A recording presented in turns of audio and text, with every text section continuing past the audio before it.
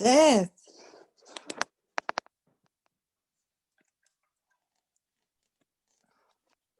Seth. How are you? Good morning. How are you? Great, and you? Not bad. Beautiful morning. Yes. Nice and cool out.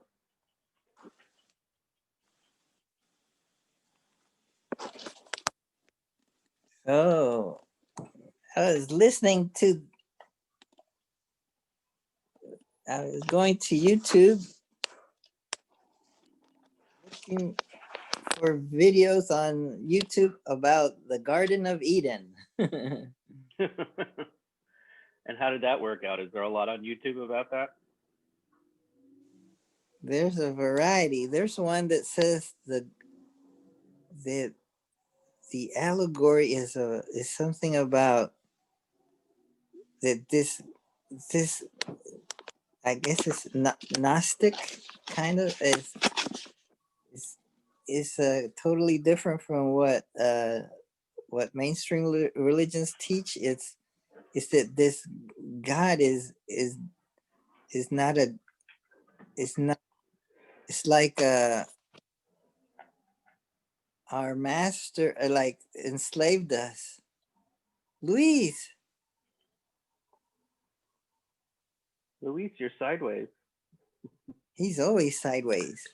He's sideways thinker. Wait a minute, guys. Bam. All right. Good morning, guys. Happy Saturday. Good morning. How are you, Luis? I just had a 2-hour Zoom with a new friend, virtual friend. Yeah. His name is Ignacio. He lives in Valladolid in Spain. He's an architect, but also a thinker, a meta thinker. And it was beautiful. I recorded it, but I don't know where. so wait, if I ever find it, if I ever find the file, then maybe Jairo, you'll be able to help me because you're a techie. It's in Spanish, so if you want to brush up on your Spanish, you're gonna enjoy. Otherwise, good morning. You're muted, Joe. How are you, Joe? You're muted, Joel. Has Professor Del Pino's lecture begun already, or are we still waiting? I was waiting for you. I didn't want you to miss a second of it. Thank you, but when does this seminar begin? It's never ending. It always was there. All you had to do is syntonize. You know. Wait a minute. I'm sorry. I'm confused because is that a word in English? Syntonize. Syncretic, I think you mean. But you know, when you're looking for a radio, Jairo is the host. A radio station. Are we raising hands to speak today, or is it just a strictly lecture format? We're interrupting each other whenever we want. Okay, so I'll raise my hand, and then when the host recognizes me, it'll be my turn to speak, and I'll be silent till then. I'm sorry. Oh. So you're gonna be polite and you're not gonna be rude like in the presidential debates, the first one at least. Tune in. Okay, I was looking for the word, guys. So you have to tune in, like there's a radio station that's always playing 24/7, 365.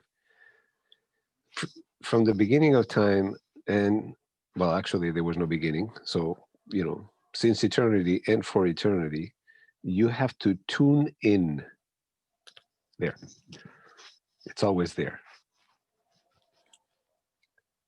How was everybody's week to begin with? Seth, Jairo. My week was pretty chill. I'm taking a bunch of classes, so I was mostly doing homework all week and reading, lots of reading.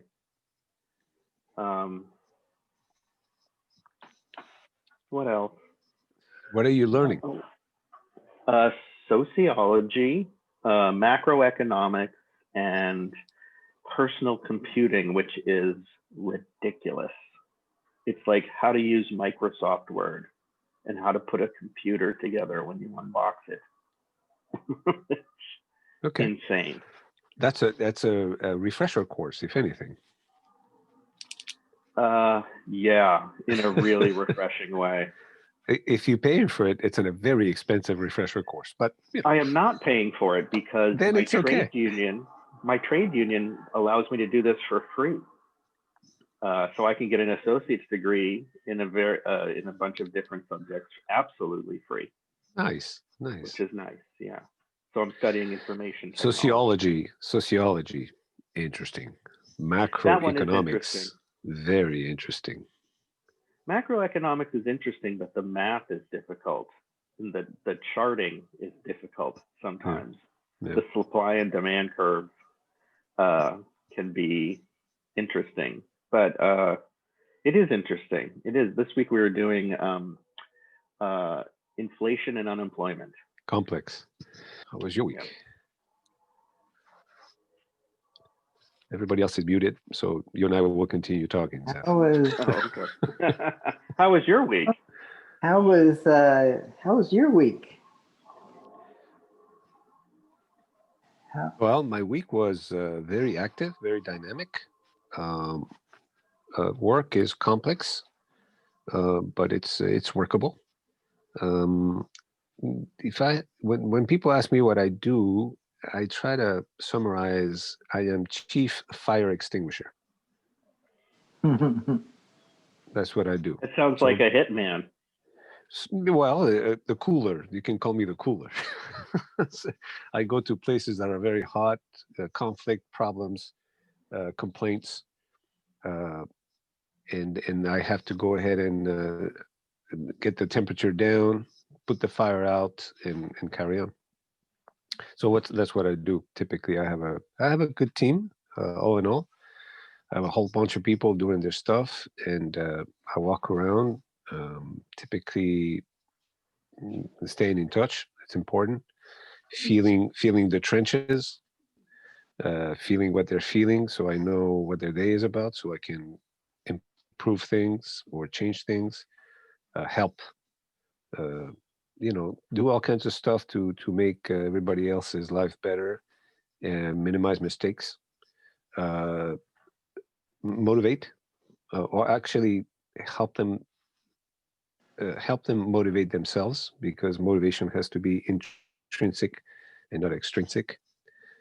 And so that's what I do all day. It's kind of like a butterfly over the flowers, the field of flowers, and I'll make sure that every flower is okay and the whole field is working appropriately. Oh, Joel raised his hand. Let's see. How do I only see a allow Joel? No, it's the gorilla. I only see a gorilla there. Wait a minute. I see a raised hand. Or maybe I should allow him to say something. Joel, say something. Is it my turn to? Is it my turn to speak now? No, Indeed. because you already spoke by saying that. Volume somewhere. Okay, now, no, wrong one. I'm confused here. Oh, maybe you should turn off the audio input of the Darwin. Is that working now? Yes. Yes. Yes. Okay. Sorry, I got a little confused. Well, thank you for allowing me the opportunity to speak in my turn. Okay, that's all. Let's talk to someone else. Just kidding. Well, no, I think that's a good rule. How much time should one be allotted? 2 minutes. 2 minutes and then a 10-minute rebuttal. No, 10 seconds. No, no, you can talk as long as you want, and then somebody will interrupt you. If I do that, we'll have the same problem. Then it'll be my lecture and we'll never get to the seminar. I think, can we agree on the rules? Is 2 minutes? 2 minutes sounds very reasonable. 2 minutes about- uninterrupted. How about 30 seconds to 1.5 minutes? Okay. So a maximum of 1.5 minutes. That makes sense. I can live with that rule. Can others? No.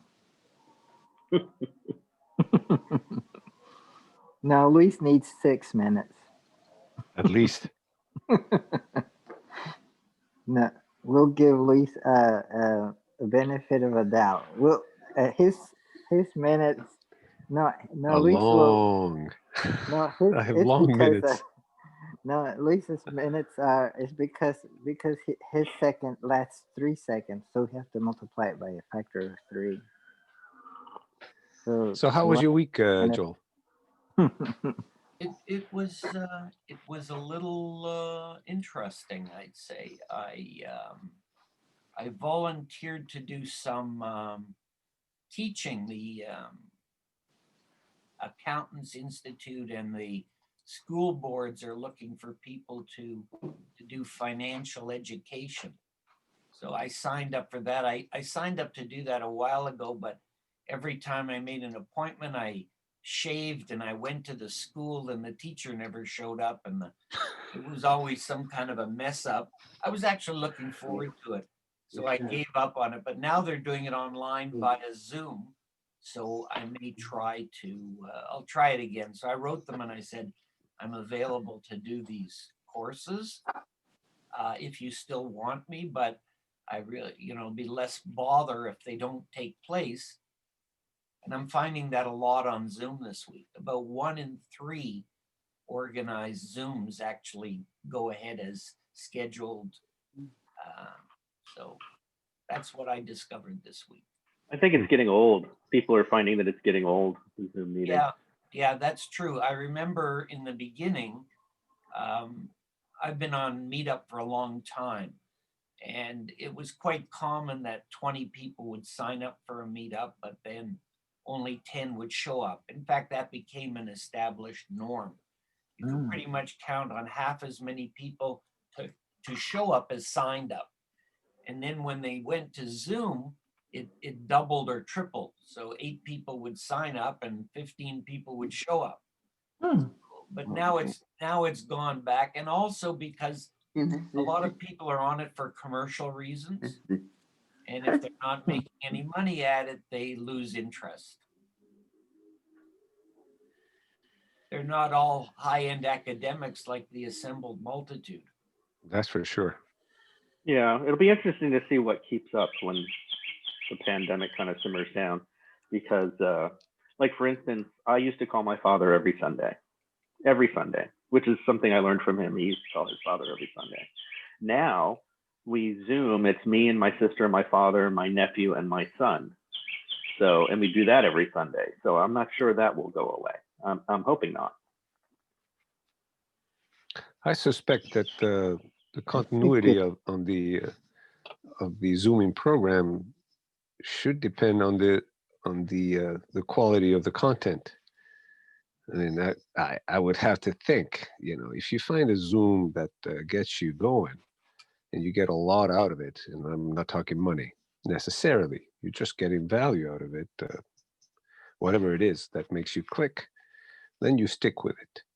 Just like you watch a show on TV or a series that gets you hooked and you're interested, you want to know what's going on, and you keep getting stuff out of it. So I think the longevity of a Zoom, a group, more than likely is going to be directly proportional to the value of the content that the attendants find in it. Well, I guess I don't want to get into semantics too much, but I think your word content will have a lot to do with it.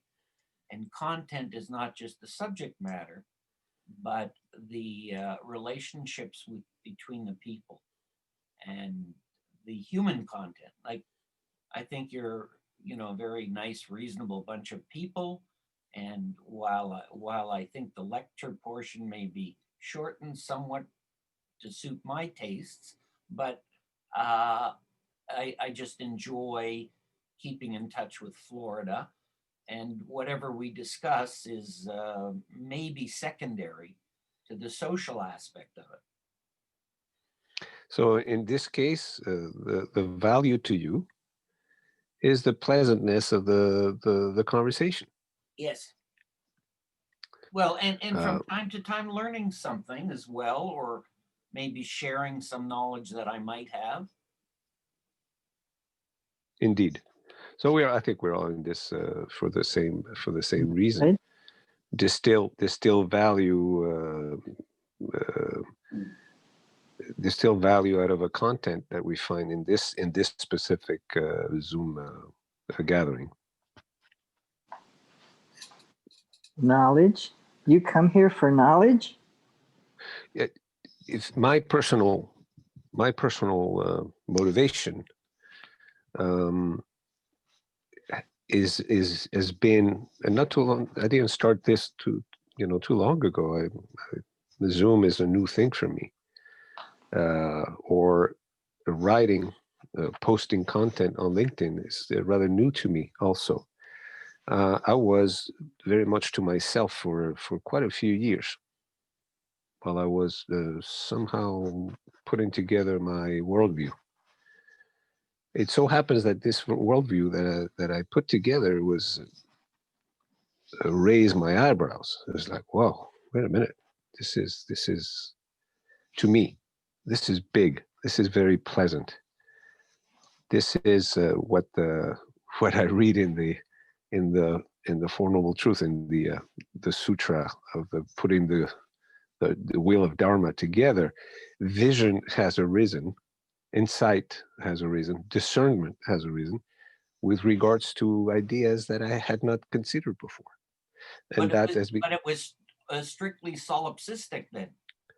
Yes. This was a trip of one, me, myself, and I, getting together, knowing an introspective trip into my own psyche, my own perceptions, cognition, and then reformulating my understanding of the whole enchilada, the world, reality, enchilada? people. What is enchilada? Well, I use that to talk about the bulk. The bulk? What is bulk? Yeah, the bulk in cosmology is the sum of all multiverses. All universes and all multiverses. The bulk would be all of them and then some. And the multiverses, that's a theory, isn't it? That there might be. So how can we know if we're in one universe that there's another that's multiverses? We assume. Well, or we I answer that question. It's like, doesn't really matter. Mine is big enough. My bubble is big enough. It's going to take about 15 billion years or so traveling at the speed of light before I can get to the end of it, the end that I see, because I know that light is constant. So maybe it's the same shit that I haven't seen because there's no time for it to come to my eyes. But it's big enough that my question is, well, if there are other universes, they might look different or they might be the same. It doesn't matter. They're all just as natural, 100% natural as my universe. Since I have enough here to ponder, it's a non-applicable question. It's like, it has no value to me. But going back to the reason why I come to Zoom and is because I have given birth to a world perspective that is extremely, extremely pleasant, very peaceful. It has transformed my life in so many good ways, in practical ways, social ways, human ways, psychological, emotional, spiritual, if you want to use that word, metaphysical, intellectual, in so many ways that I have just sat down going like, oh my God, what did I just stumble on? What kind of beautiful treasure have I discovered for myself? And because I know I'm a regular guy, I'm a human being. I suspect that applying this kind of perspective, worldview, might be very, very pleasant to many other human beings that happen to show anxiety, doubt, existential absurdity, and they're just going around going like, what the hell is this all about? And I feel that I enjoy talking about it, and I enjoy sharing it, and that's why I'm on Zoom. It's not for the social. Well, I enjoy human contact. I am extremely curious about other human beings, how they feel, how they think, where they come from, what are they doing. I really belong. I really feel like I belong to the human race. I'm very gregarious, so I enjoy talking, verbalizing, exchanging ideas. To me, is what it is to be human. Joel has raised his hand. Joel, what are you thinking? I'm wondering. Whoops. I'm wondering if we talk and we listen, or do we just talk? My neighbor, who is a PhD in philosophy from a very prestigious university, has recently discovered that he's feeling that he's becoming too solipsistic. He's withdrawing too much into himself, and he feels he's become less social. So he's asked to attend certain meetings, and sometimes he feels he's not behaving appropriately in the group because of a lack of perceived social skills. Now, I'm happy just to spend time with the guy, because you should invite him. If a word like solipsistic comes up, I know he can tell me what it means. And in fact, he did. That's how I learned it. And that's really great. But one of the philosophy lectures I went to, I don't know if it was this week or last week or a few weeks ago, the philosopher said that our thoughts don't matter until we share them, because then we're outside of ourselves and we have some commonality for discussing them and beyond the type of fantasy or, and just a self-reflecting idea. What is solipsistic? Solipsistic? I just learned myself from him. It just means that it's coming only from yourself. So you're not bouncing it off. Like Luis created a world, which he's quite correct, but he doesn't really know if it exists outside of himself. Only when we engage with someone else, in my opinion anyway, do we get confirmation or confrontation that no, Professor Del Pino's t-shirt is pink or orange like mine. And then Seth says, wait, it's gray. And Jairo says, what t-shirt? So we only then can we have some kind of common conception of reality. If we have either consensus or unanimity, then we know one of our senses works in common. I hope, Joel, that you can invite your friend to these Zoom meetings. I would love to, but I don't think he'll get up this early. I used to invite him to our 8 o'clock in the morning, which is an hour later, walking groups, and he just dismissed it out of hand. It's way too early. So 7 o'clock in the morning, I don't even knock on his door or call him until 11 if I have to. So yeah, is he an older gentleman? He is. Yeah, he's a great guy, and I really enjoy spending time with him. He has a library that could choke a horse, as you might say. Does he come through as a happy man? Yes and no. Yes and no. I would have to say there's certainly, he's very sociable. I never realized he had any concerns whatsoever. But he's in his 80s now. So I guess Joel, I noticed that you in the chat room you asked a question about the big five. Is it personality traits? Is that what? Yeah, I think it's called a personality inventory or a self-assessment indicator. Mm-hmm. And I think you were at that lecture this week, weren't you, Jairo? Were you there when Claire did her lecture about the big five? Yes. I thought it was very well done, and it aroused my curiosity to the point where I did the inventory. You did? Yeah, it's free and it's online, and it doesn't take long, and I printed out the results, and they have a neat little feature where they give you a unique serial number. So you can compare your inventory with other people. So if I give you my serial number and you give me yours, I guess they can do some kind of a report that correlates the two, which I thought was quite fascinating. So how long does it take? About 15 minutes. 15 minutes?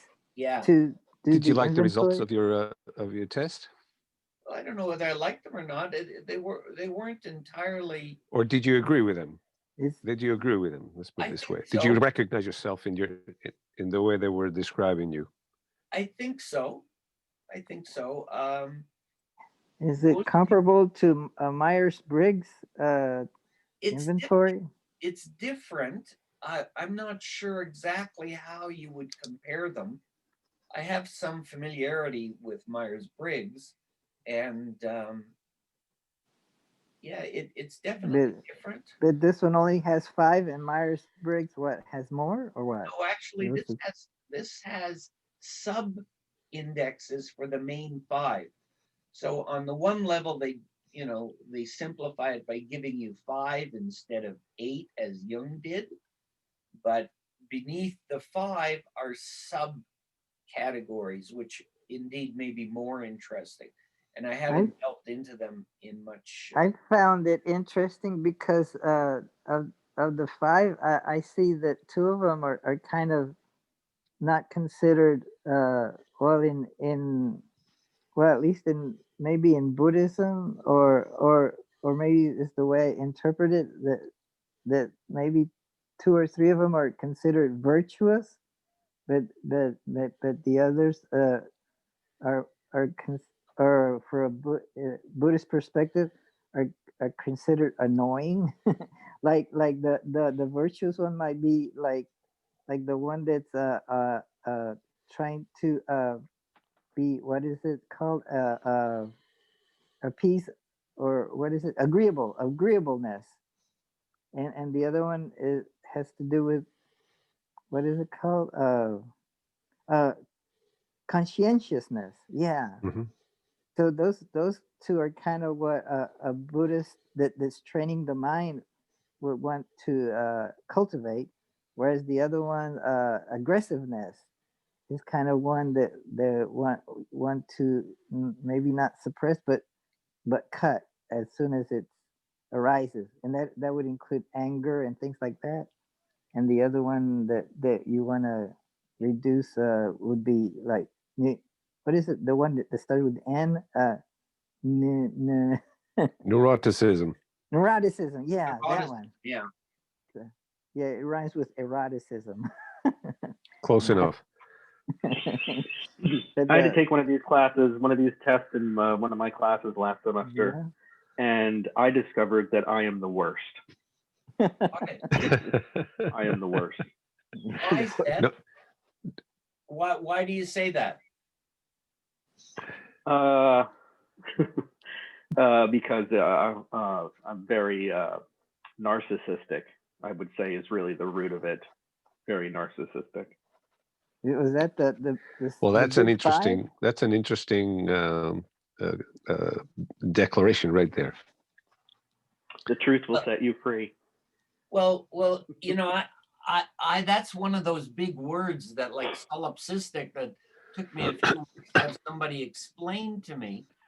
But when you say that, what is it that you mean to say? Because I'm not sure I have an understanding of that. I certainly don't experience you like that in the brief time we've spent together, or not what I, in my mind, imagine for the word narcissistic. Well, thank you. Number one. No, it wasn't meant as a compliment. It's just trying to come to a common understanding of the word. Right. Well, I mean, the word in itself, and if I had to define myself, very selfish and very self-centered. Now, I've been working on, I found this to be a disaster in my career, even though I think I do what I do very well, and I think I was experiencing some success. That kind of pulled back when I realized that I was really just all about myself and not thinking about the bigger picture of the people around me, not having empathy, and not listening enough to other people. There's a difference between hearing someone and listening to them. And so when I realized this and how bad it was for myself and my career and my marriage, my relationship with my children, I went to a psychiatrist and a therapist, and started to realize how I could change. And it's tough change when you're like that. But I had to. Did they study? Did they give you some tests? Yeah, there are specific tests for narcissism. NPD. Yeah, I took some kind of test several times. Yeah. With my original therapist, it was like 200 questions. Yep. Yeah, it was. I took it twice. It was. So at the end of the day, I mean, we're asking questions you don't have. But did they actually diagnose you with NPD? Yes. And did they put a number to in the spectrum? Did they put a number to your narcissism? Not that they ever told me. Okay. They might have, but not that they ever told me. That narcissism is an interesting way of living life, because I don't call the mental conditions diseases. They're just the impractical ways of living. If anything, certainly was. Either you cope well or you don't cope well. You get along, you don't get along. The study of narcissism is more the study of the lack of empathy than anything else. And I would totally agree. So, but it's funny, you don't come across as a non-empathic person right off the bat. Not at all. So I would be very leery of I would get a second opinion, if anything, before I label myself. Well, this was a while ago. This was probably 2 years ago that I started this, and I think I have changed. I've become more of a listener, more of a how do other people feel. So I suspect that you were maybe distracted, but I mean, we could go back 2 years, and maybe I could reassess this, but I don't think NPD is a problem here. But sometimes we can come across as selfish, self-centered, uncaring, but it's not the result of narcissism, which is a specific way of being. But it could be the result of fear, misunderstanding. Yeah. It could be the result of the way you answered the questions at that moment in time. Very good point. You could be set on answering honestly at that time, but to you, honestly might mean I don't want to come out as boastful, and so you tend to answer the questions in a way that it makes you look not so positive towards Jairo, I would go ahead, Seth. I was going to say I would agree with both of what you both said there. Self-reporting. That it comes from a place of fear, and it also comes from a place of even if you're not necessarily right. I used to say I always had to be the smartest person in the room, no matter what the subject was. Yes, and let's see. This is so. First of all, Jairo, your point is super important. The self-reporting is very dangerous because you're giving an answer to your self-image that you have of yourself. But since we don't know ourselves, typically we report something that is not there because we don't understand ourselves. So I am very leery of somebody saying, "Hey, go ahead and fill out this form. What do you think about this? Are you afraid of spiders? Do people look at you in the street? Just stuff like that." So it's very dangerous, and that's why so many psychologists, therapists, and psychiatrists are so lousy, because they have no clue, and we look at them as if we were talking to God. And when God speaks, you listen, and then we go on an even worse tangent because they confirm our misunderstanding. So now I misunderstand myself, and it's a certified misunderstanding because some guy has told me so. I question the diagnosis 2 years ago of narcissism.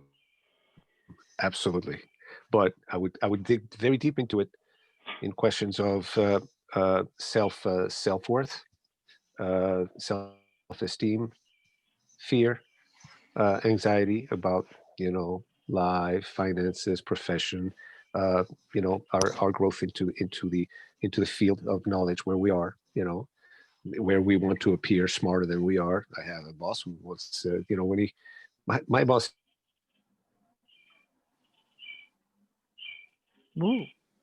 is so neurotic. Somebody that he feels is important, he puts some glasses on that make him look like a 19th century university professor, and he never wears glasses. But Seth, that's the kind of stuff. That's the kind of stuff that makes you think. But Seth, and he has a lot of things.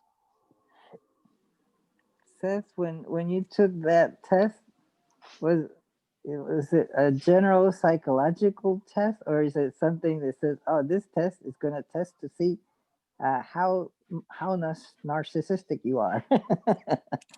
No, I think it was kind of a general thing, but I actually dumped that therapist after he asked me to take it twice. The second time around, that is a sign. I took it and I said, at the time it was actually my wife and I were going together, and we both kind of said, this is bullshit, and I found someone else. But I will say that when I was doing the therapy with my wife and this therapist, he brought up the word narcissistic, and my wife practically jumped out of her chair and immediately agreed with him.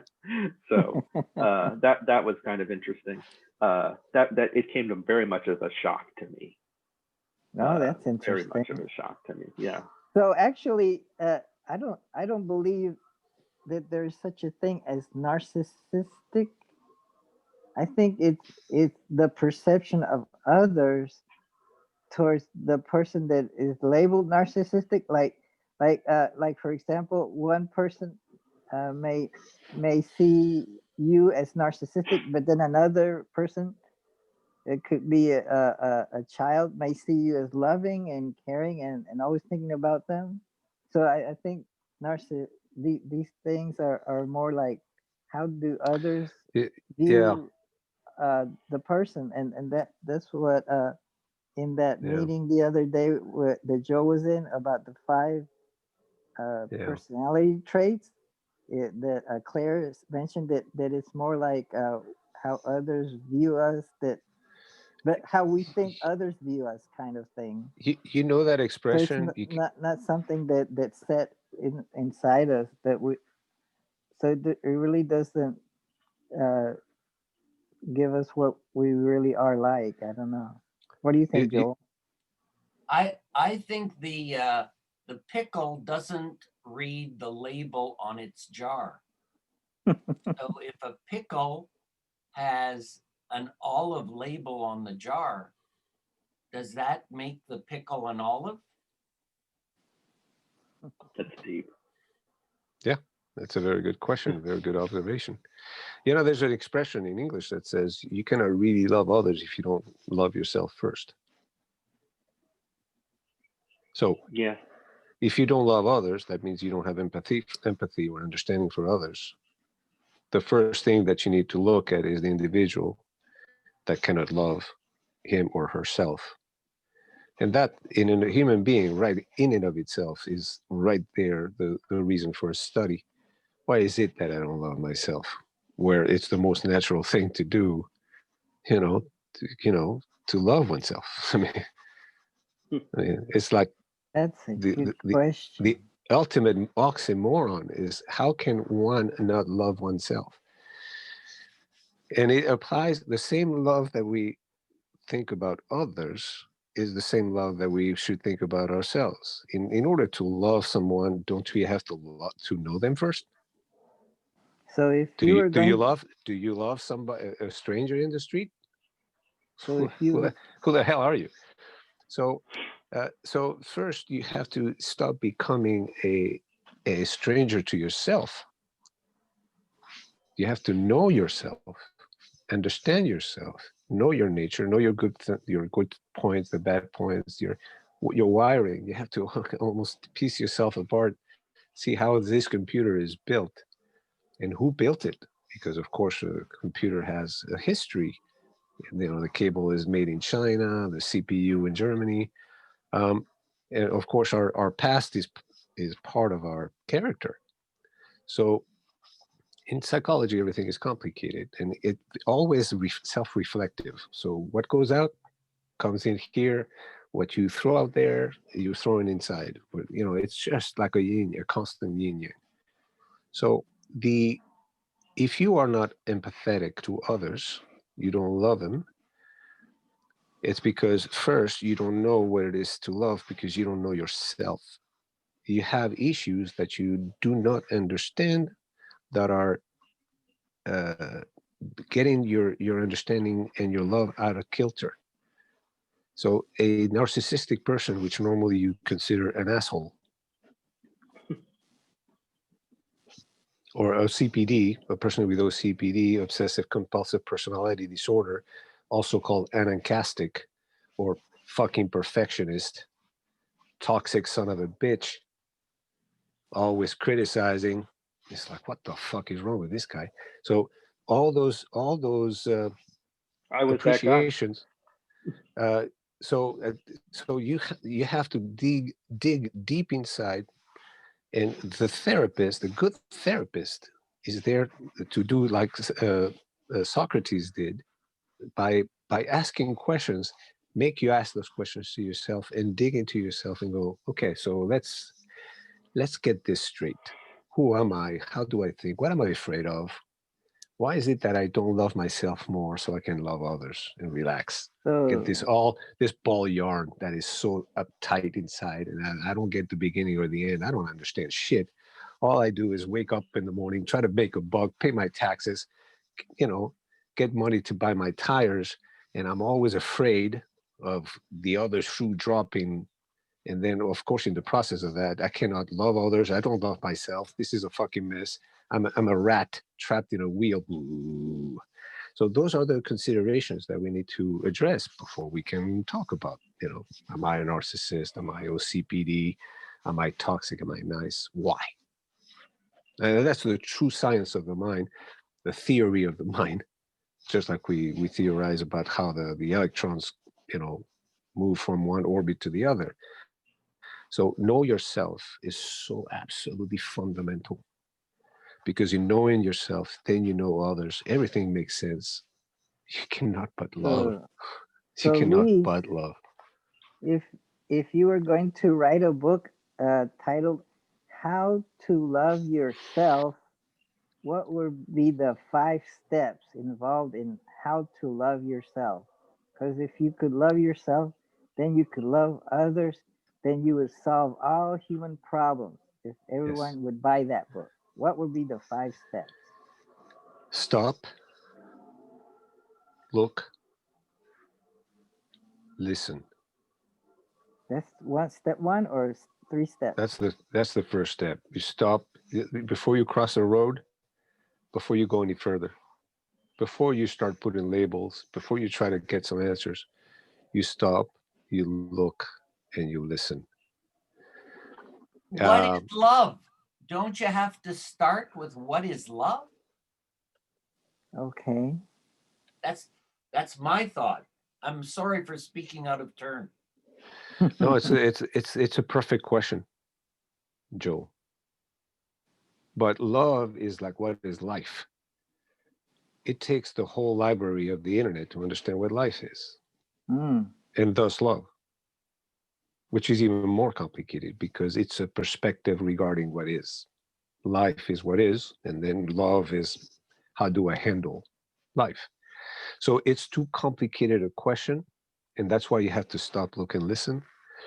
And listen to who do you listen to? What do you listen to? Typically, the person that is confused,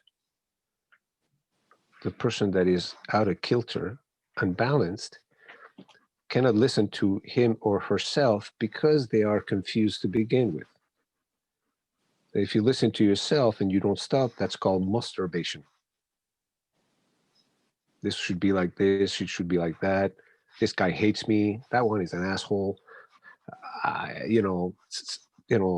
Subconsciously we hate ourselves because we don't get it straight. So we're stupid, but we don't tell ourselves. We just feel like that. So it's a very complicated question that you cannot ask yourself if you don't have it. You don't have the knowledge. So asking yourself, what is love?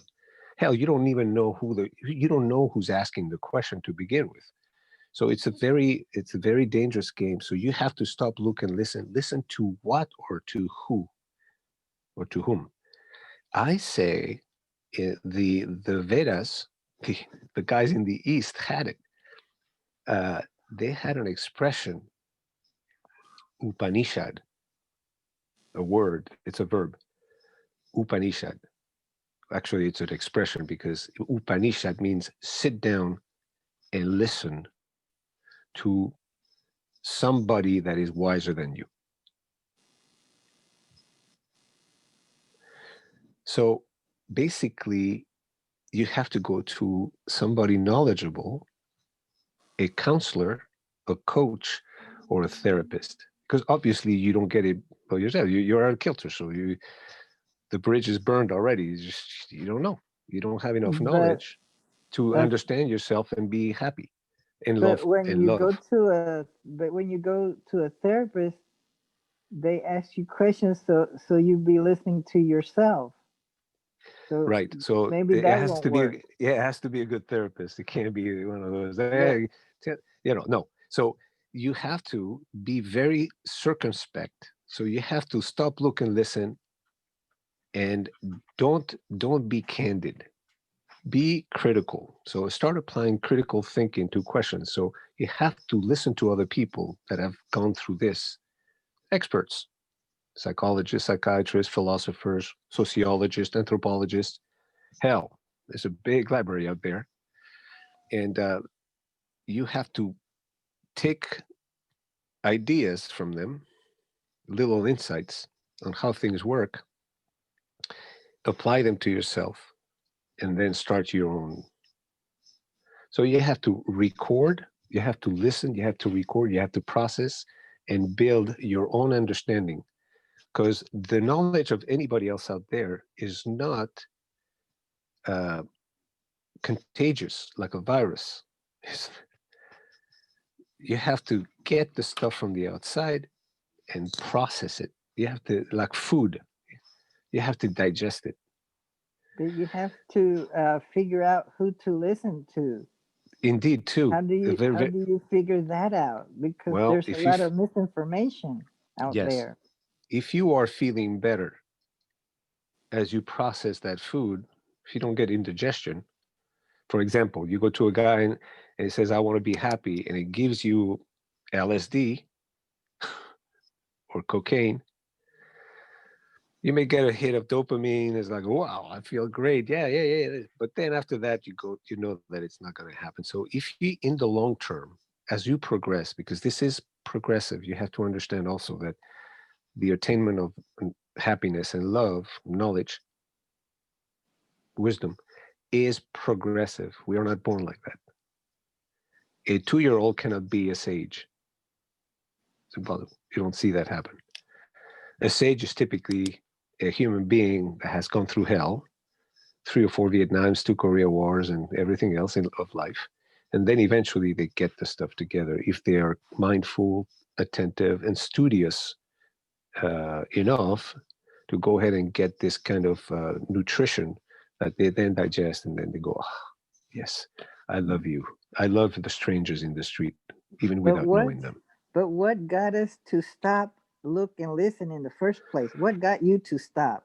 Typically, it is a traumatic situation in life that is bad enough, traumatic enough, that you go, I have had it. I can't take this anymore. I need some help. I need to stop thinking the way I think and feel and live. I need to a new paradigm.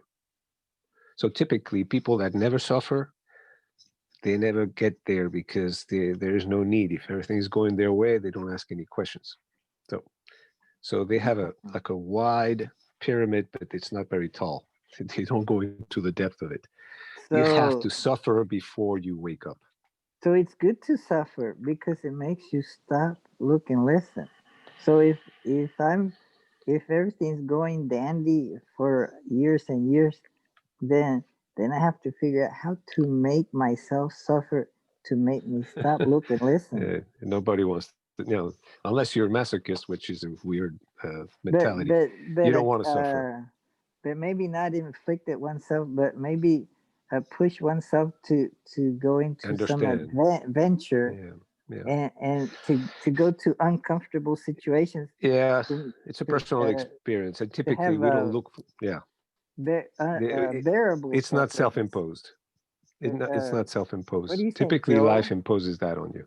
What was it that you put in the chat, Joel, about that kind of a philosophy called what is critical realism? Yeah, critical realism is a philosophical system concerned with the philosophy of science, which I think is referred to as epistemology. So when people are using fancy words, we talk about epistemology, which most of us real people call science. Can that knowledge be applied to oneself? Well, or is it knowledge of the outside world? Well, that's the question, isn't it? That's the old olive or pickle in the olive jar question. So if a therapist who has looked at the pickle in the olive jar and tells you that this is a pickle, who do you listen to? Do you become solipsistic and say, I don't like what he has to say?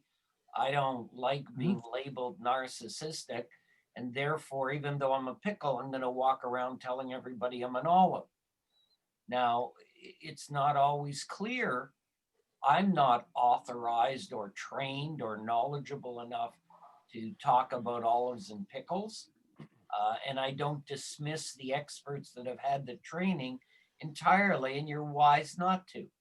But the fact that you're asking these questions and going to other people indicates some kind of a discomfort with your way of being.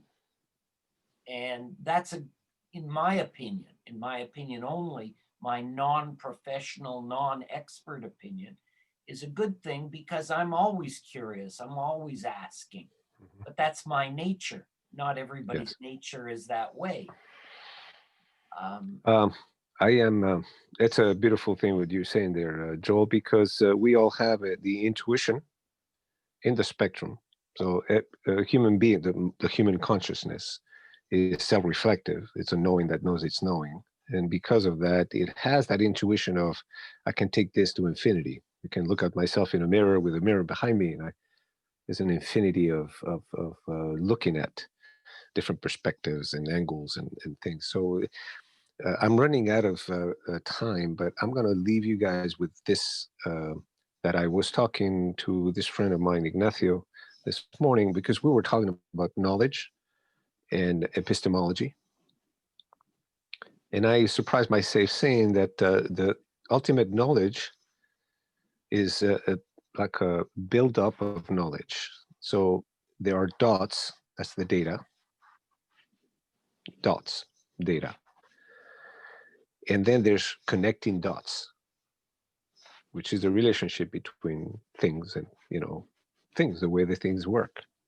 But then there's the connection. So when you're connecting connections of dots, you are stratifying and complicating, because the dots are never stopping. They're like this. A dot is a point, is a one that becomes a zero, or a zero that becomes a one. And so it's kind of a dynamic thing. What is a dot? Wait a minute. The dot is something and it's nothing. And then you connect dots, and then you build ideas, labels, understanding of things, phenomena. And so you have the basic connecting dots, and then you connect connections, and then you connect the connections of the connections, and then you go into infinity, into a pure understanding, pure being, you could call that. When they talk about enlightenment and self-transcendence, that is that you get out of the mirror, you get out of the infinity of views, and then you are the meta connection of all connections. And that's the human knowledge in its expanded cosmology. No, it's from your view, Dr. Del Pino, only. So that's always, your solipsistic view of reality. Always from my view, yes. Because reality... Only from your view, unverified, yes, and unagreed to by anyone that everybody you know else. of. But agree with me. I agree with my view. That's the beauty of it. It's like, and that, no matter how that much is anyone... the ultimate definition of narcissism. No, wait a minute. Because if that view made me not love myself or others, then it would be narcissistic. Without defining love. Well, now I can define love for you. Love is stop, look, and listen. Well, that's the beginning. But at the end of it all, where the mind just disappears, just completely breaks itself apart, love is the directly experiencing of reality with itself. A non-dual feeling of oneness. And that is love. When I don't see Joel or Seth or Jairo as other, you are me and I am you. And since I love myself, of course I love you. I might and that's my view. Therapist. This is a lot cheaper. So much cheaper. Yeah. Much cheaper. Or you guys can bill me. You can send me an invoice. It's clearer. Listen, tips are welcome and appreciated. If you want to donate to trickledownwisdom.com, you can go ahead and log on and throw some money at it. If you feel like, hell, I got the best therapy session of my life. I know where I'm going with this. I know myself. I love myself. Hence, I love the whole world, because I am the world. It doesn't get any easier than that, more natural. And there's no invocation to some kind of esoteric energy, some threshold that I have to cross over and let go of myself. As a matter of fact, I'm going into myself. The deeper I go, the more I find myself in everything. So absolutely. So if you want to contribute to, I'll pitch in there. If you want to contribute to trickledownwisdom.com, absolutely, Seth. But this is the true therapy. this is where you yourself have you do this cosmic travel of the mind, and you go, what the hell am I hearing here? This is absolutely natural and beautiful. Of course, it takes time to get there. This is progressive, but this is what the intuition of every human being has there tucked inside. We have to apply what Joel says, critical realism. We have to apply critical realism to the Luis Del Pinian view of the world, to see what contradictions there lies. Because absolutely, this is all scientific. There is a talk about the self and love the self, but then there is no self. So how do we figure that out? That there is no self, and but how can one love oneself when then there's no self, and how can we love others by loving oneself? Because we see things in terms of conventional views instead of the combination of conventional and non-conventional view. We are nothing and we are everything concurrently. But we love it. But we love it. I love it. We don't know what love is, but we love it anyway.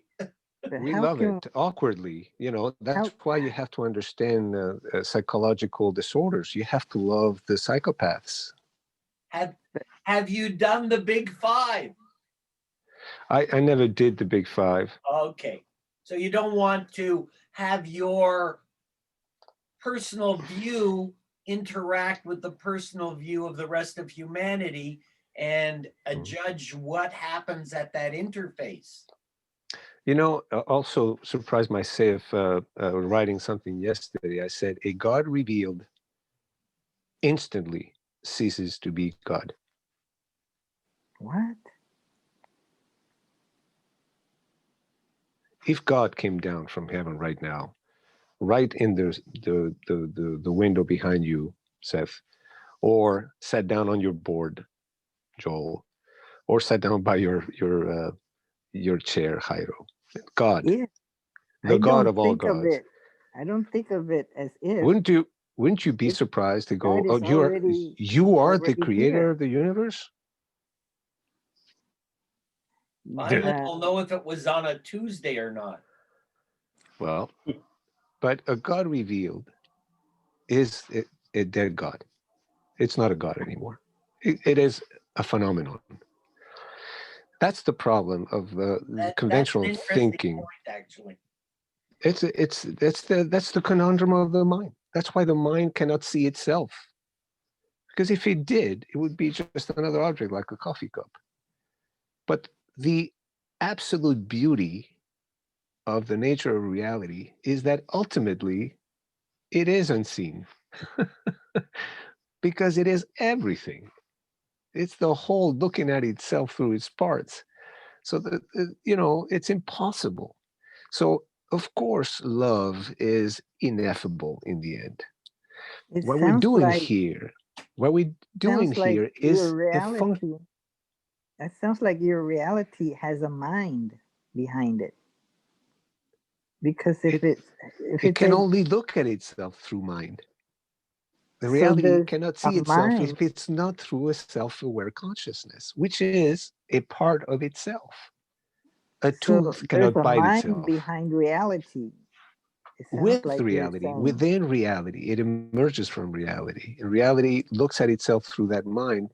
Otherwise, it would not know that it exists. A tooth cannot bite itself. When did that happen? When did the reality use its mind to see itself?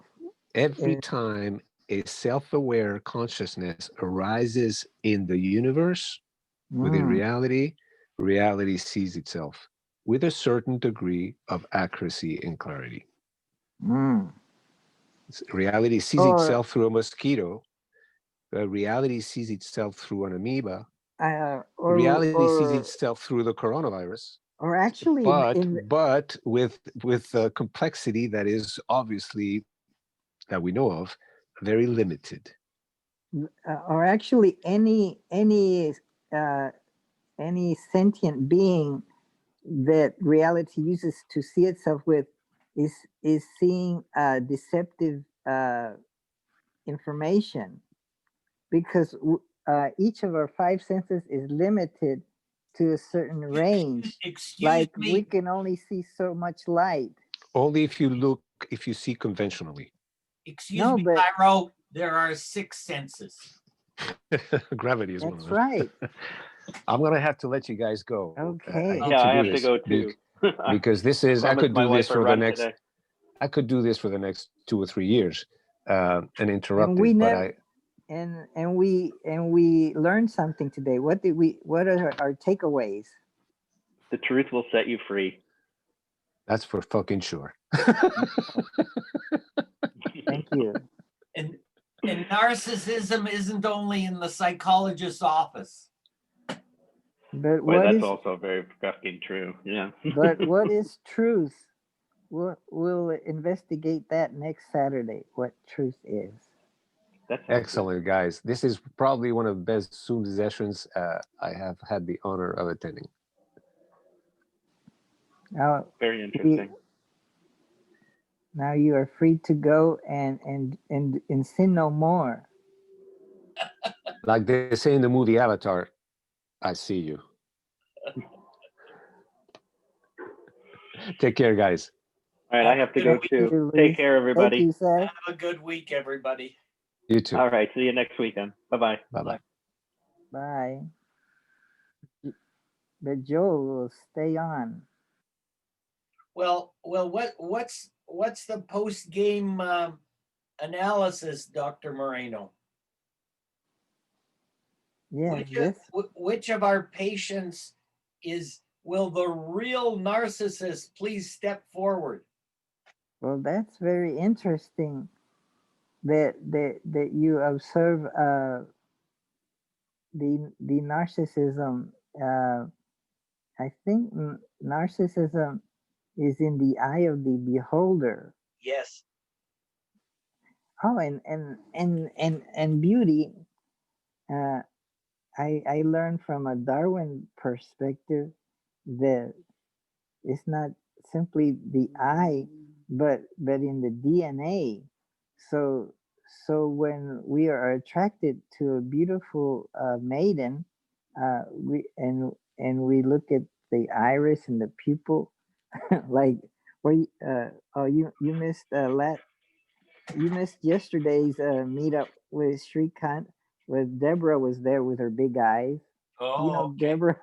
Yeah. And she looked. The lady who had her image upside down. Oh yeah. From Iran, that was. Yeah, but her eyes weren't as big as Deborah's. But Deborah has huge eyes, and she highlights some sort of like Cleopatra. Puts. Yeah, that's a good analogy. And you can see a lot of white around, and she likes when she's talking, she looks that way and that way. So you can see that she's got white, and she puts blue highlights, and so I was listening to an Audible book on these things, and it's saying from a Darwin view or from an evolutionary view, we are attracted to well, at least the male part of it is attracted to the female if they have a lot of white around the eye and a little tinge of blue. So maybe they put blue around the eyes to fool us into seeing a little bit of blue in the white. Really? Yeah. Well, that's interesting. One of the other philosophy groups, an author was recommended to me, Herman Wouk. I'm not sure if I'm pronouncing his name right. And it just so happened that I had one of his books that I had never read. And anyway, I started reading it, and it's probably the first full book I've almost read completely through in years and years. Very interesting. And it's because the gentleman from Denver who mentioned the author's name re-aroused my interest in it, even though I had the book around for a dog's age. I started it a little. What's the name of the book? It's called The Glory, I think, or something like that. It's about the well, it's about a lot of things. The characters, there are too numerous characters for me, even though I've almost finished the book. I read these names and I find that they're not essential for my understanding of the storyline, or at least the way I apprehend the storyline. So I don't, these characters pop up and I don't understand the relationship between them. So I probably haven't read the book with sufficient understanding. But I just decided to Is it Herman Wouk? Yes. Herman W-O-U-K. O-U-K. Maybe it's not Herman. I can get the book. It's in the other room. And I'd also get have you taken the Big Five? He wrote The Winds of War and War and Remembrance. Yeah. What's my line? But what's the name of the book that you read? Let me go get it. I'll be right back. Well, he looks like a bearded rabbi or something. I don't know. No, maybe it's not Herman. Maybe it's a different. He's a Pulitzer Prize winner, I believe. Oh. Commander battleship. Not bad. Oh my God, that's smashing. How happy your wife will be. It's Sunday morning on CBS, and here again is Lee Cowan. That's Robert Mitchum and Victoria Tim. The one I'm reading is called The Glory. And in time, she was literary agent. It's yes. Here's a picture of him. Let's see. Do you see that? No. That is that him? No, I don't believe it. Maybe. Was a pair of novels for the ages. The first. Yeah, it is Herman Wouk. One was set on the eve of World War II. Wow. Did it meet your expectations? It's he's being interviewed by, I don't know if it's 60 Minutes or something. Oh, CBS Sunday Morning or something. Yeah. Told the story. Oh, they've made movies out of his novels or books. And you may Oh yeah, I see him. I don't know if he was born in New York. Oh, he just died not long ago. Oh, yeah, this was 2017 interview. Yeah, that was just 2 years before he passed away. Wow. American author. The Caine Mutiny won a Pulitzer Prize. Wow. Yeah, very interesting. Wow. I'll have to check him out. And what's the name of the book that you read by him? The Glory. I haven't finished it yet, but it's. Oh, but you've read it before? No, I never read it before. I picked it up at a yard sale somewhere because I liked the cover. and then I started to read it, but I found it a little bit too dense. So I set it aside probably for a year or two. And then so this fella in the other philosophy meetup in Denver said, "Have you ever heard of Herman Wouk?" And I said, "Gee, I think I have a book by him." I couldn't remember. And because he mentioned it and talked so highly of all of his writings, I picked it up again and I reread it. I couldn't remember how much of it I got through in the beginning. But now I've almost finished it. I'm in the last section. But it's very, very interesting, I thought. Wow. Is it kind of a novel? A psychological novel? No, it's not psychological. It's political, I think. Political? It deals with the 1973 war between Israel and Egypt and people in the military and in politics and wow. Golda Meir, interesting. Prime Minister, and kissing her and all that stuff. So it's quite interesting. Like a historical novel. Yeah. Historical, political, economical, all kind of novel. Yeah, it was. I'm happy that he mentioned it to me because it probably would have sat around for the rest of my life. I would have never opened it again. And now I found it to be quite interesting. Actually, I've gone through quite a lot of it in a short time. Wow. So it's an easy read, or you're just motivated to get through it? A little bit of both, I think. I mean, I gave up. I mean, maybe you grasp who, there's a lot of funny names and there's a lot of, not funny, but unusual names and circumstances. And then there's intricate relations between them. And there are a lot of characters. I think it might be better as a movie if I could visualize who these people were. But I gave up on that. I used to stop and, with my pedantic manner, try to figure out this is so-and-so's brother, cousin, girlfriend, boyfriend, whoever the hell they all are. And then I just gave up and I just thought, I'm just going to skim the surface and see where this goes. And then that's worked for me.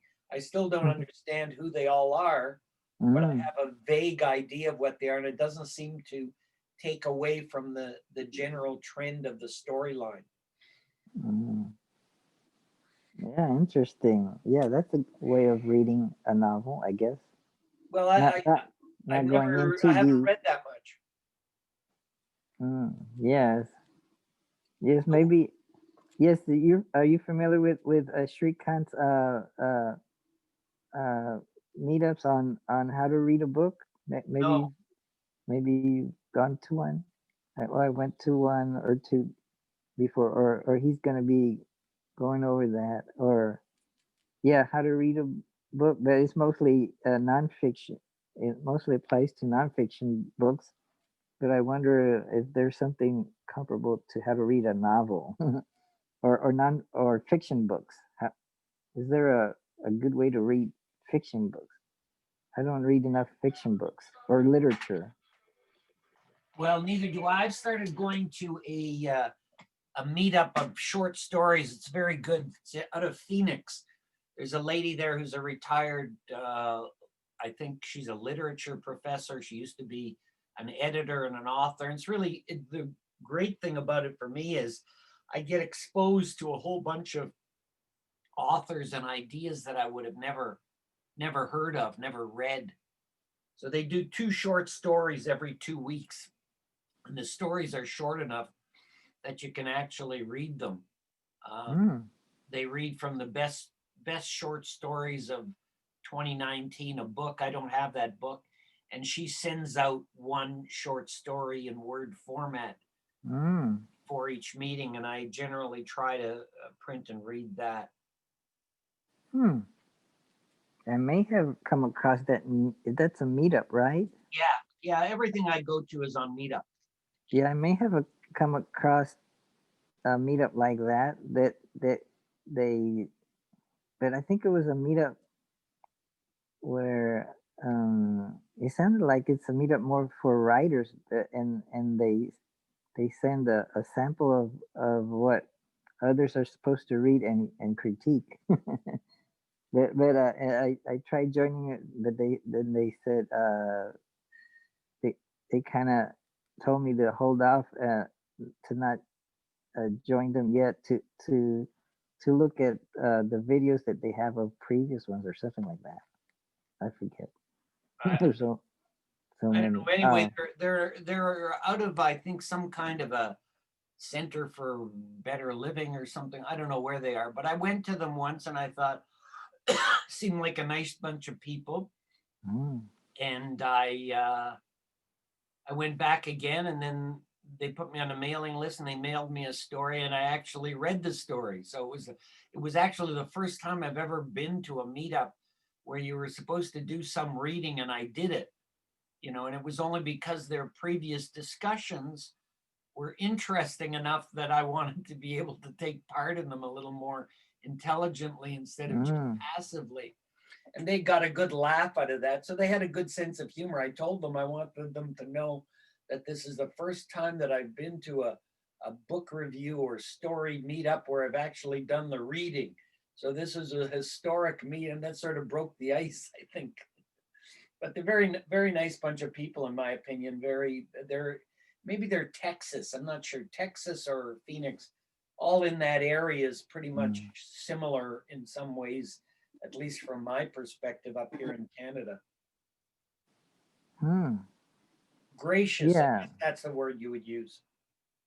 I guess you you would get more out of a meetup that before going to it, you do the homework, right? Like reading it.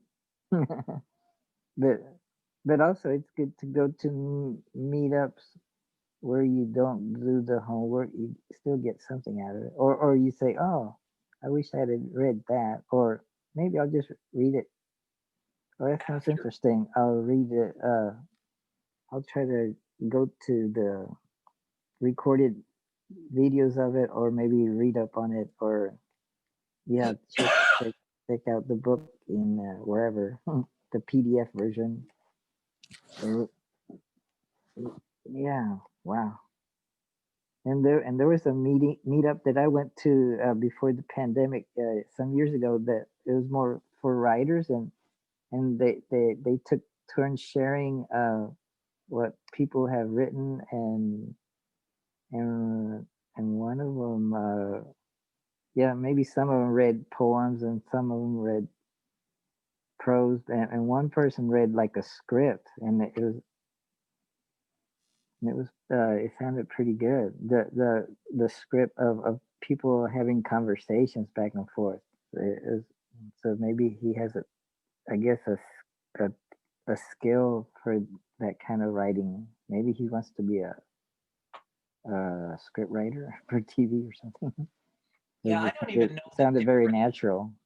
Yeah, I don't know the difference between all these things. Like, I don't know, what does a screenwriter do as opposed to a story writer, as opposed to a playwright, as opposed, like, I really only have a very surface understanding. I'm still struggling with, here are the words, what do they say, what does that mean? Especially when you get into the philosophy stuff, because they've got their own vocabulary. Well, a lot of things have their own unique vocabularies. Mm-hmm. Yeah. Yes, for poetry, I'm more into music poetry, or lyrics, or music that's got good lyrics.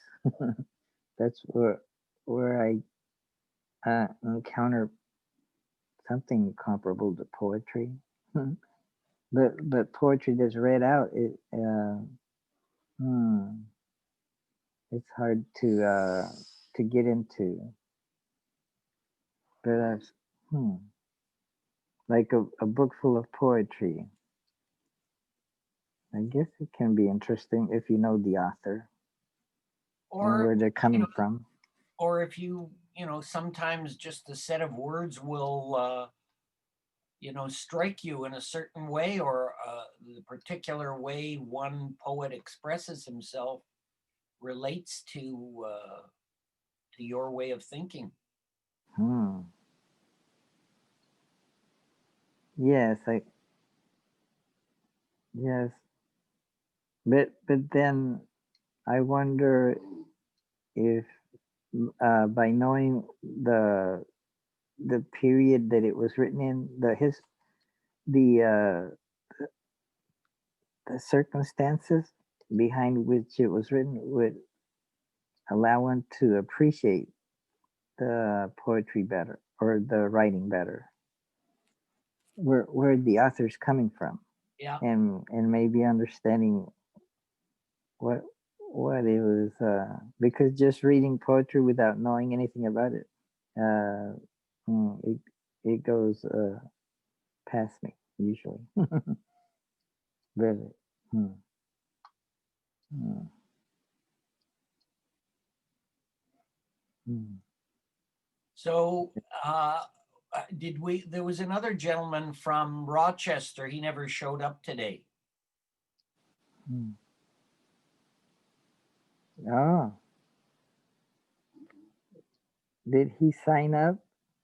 No, I don't know. I don't think people sign up necessarily. RSVP in the meetup? I don't know. I'm just curious, what's been your experience as to what sustains people's attendance, if anything? Well,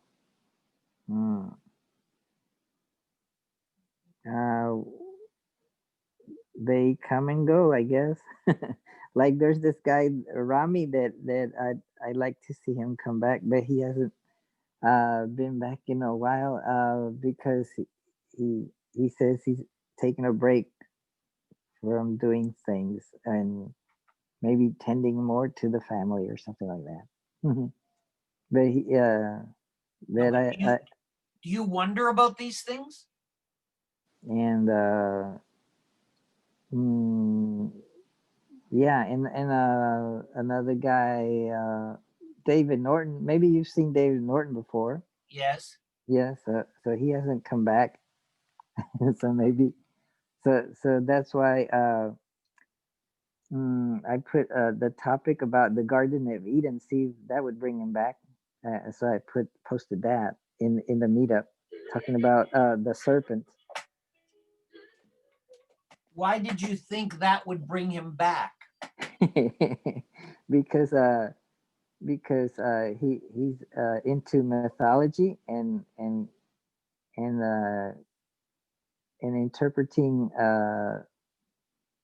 the stories of the Bible and also Greek mythologies and Oh, okay. in a in a in in a yeah interpreting kind of like looking at for alternative ideas of for example the Bible story of the Garden of Eden. Like I just heard a YouTube video of this guy that interprets it in a Gnostic kind of way, like the God sets this rule of not to eat from this particular tree and its fruits, but you can have all the others. And so in the Gnostic view is that God is like our master and we're their slaves. So by disobeying, we're liberating. We're freeing ourselves from that master that's actually kind of evil because that master doesn't want us to have knowledge, the knowledge of good and evil. So, so it's kind of like we do need to go for that tree and the fruit of that tree and eat it because that'll give us knowledge and free us. Hmm. That kind of view. Hmm. But, and then there's the idea of the serpent. What's that serpent doing there? And actually, the serpent idea. Whoever wrote that story at first, he wasn't thinking of the serpent as the devil or Satan. So maybe the serpent is what is could be our guru or the serpent represents wisdom or what leads us to seeking knowledge. Hmm. So so it's a completely different interpretation for what's given in mainstream churches. That story. Hmm. So how long have you been doing this, Jairo? Hmm. Mm, well, I've had the this meetup quite a few years, but not done much with it because somebody that started this meetup uh, uh, did a good job of starting it, but then couldn't continue. Had to just quit taking care of it and let it go, and so I grabbed it and took over it. So every now and then I do something, and other I let other people do something with it, like post their meetups, like create something to do, and like Rami. Hmm, you probably haven't seen him. He hasn't showed up in a while, but he's created something to talk about, something like let's talk about this and this author or and and so we've had a few with him at different places, some at his house. in his backyard, and some at a park, one or two at a park. And then when it was this Zoom era, then we've had a few that he's hosted. And so yeah, I've been doing it for a while, off and on, and so I wanted to get Luis Del Pino to do something with this. So the only time that he would be available was this Saturday morning at 7. So we started doing that. Okay. So that's the issue. I was trying to figure out, because it's not really a very appealing time to a lot of people, I wouldn't think. Yes. So that brought Luis Del Pino in by having it at 7 a.m. Saturday morning, because that's the only time that he would be available. So I started doing that, and got into the habit of doing it every Saturday morning and putting it on YouTube. And I created a channel on YouTube called "Wake Up and Think Clearly," and I even got a podcast called "Wake Up and Think Clearly," so I can convert these. Why don't you start a podcast that says Buddhist games? Buddhist games. Games for Buddhists. All the games Buddhists play. Like all the games people play, all the games Buddhists play. Well, we could play Darwin, and see which branch of Buddhism wins, which evolves. Or the Buddhist game of no game. The game of no games, but don't get too attached to it.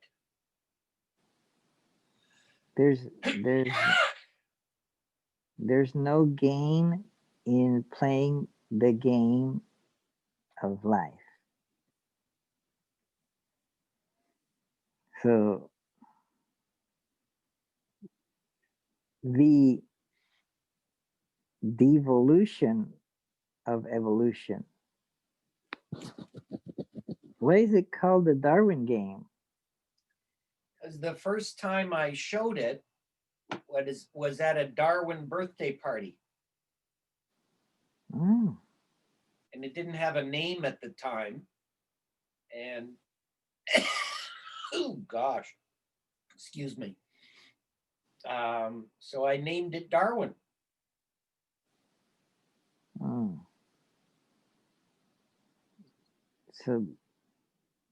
So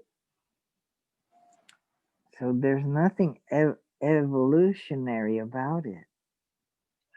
Well, or could there be? It is. It's an evolution of Go, tic-tac-toe, checkers, chess. But the problem is, it doesn't evolve. The rules are set. Couldn't you create a game where the rules evolve as you play the game? Is that possible? Is there such a game like that? That's life. That's the old philosophical conundrum. You can never step in the same river twice. And that's how the game works. You never play the same game twice. You don't play it with the same people. But the idea of evolution is that, there is some tweaking happening over a long period of time. So is there a way to create a game that introduces something, maybe since the game may only need to last 10 minutes, maybe every minute or every 30 seconds, stop and change the rule of the game, or there's certain things that can be changed. So every 30 seconds, stop and okay, now let's change the rule of the game a little bit. Well, then that's called chaos. Or maybe not the rules. Well, you could rotate the players. So each player would play for another player at each round. Or every 30 seconds, do something to the players. Maybe change their mm, game game wealth, game assets. What is it about evolution that could be integrated into a game that to make it evolutionary, to make it progress, to make instead of because don't games go into chaos because well in the game of chess you lose pieces. What about creating a game where you start off with uh, 4 pieces? Uh, oh yeah, each person starts off with 2 pieces, a male and a female, and then you in a chessboard of 64 squares, you start off with 2 pieces each, and you play and instead of killing your opponent, you're reproducing your kind. So you start with 2, and then you have 4, and then you have 8, and the other your opponent is doing the same thing. So you fill up the board, but then that would cause overpopulation. So you'd have to have war that kill the other tribes. Hmm. I don't know, but no, that is still too static. How do you introduce maybe the changing in the DNA of the pieces, like the horse becomes a bishop in time or something? I don't know. Hmm.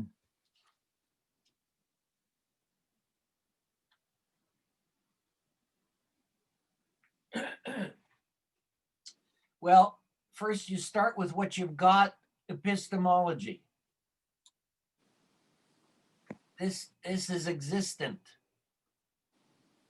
Can we experience it through our senses? Oh. Can we agree that only the person that's beside it can smell it? And I don't have a very good sense of smell, so I don't notice any particular smell. Can we agree that it has shape like Plato's Academy? Let none who are ignorant of geometry enter here. Can we agree that this is unique among the pieces because it's alone intersects the physical world with the metaphysical world? I get epistemology confused with what's the other one? Ontology. Is ontology? What's that one mean? Well, that's above my pay grade. I only got as far as epistemology. Then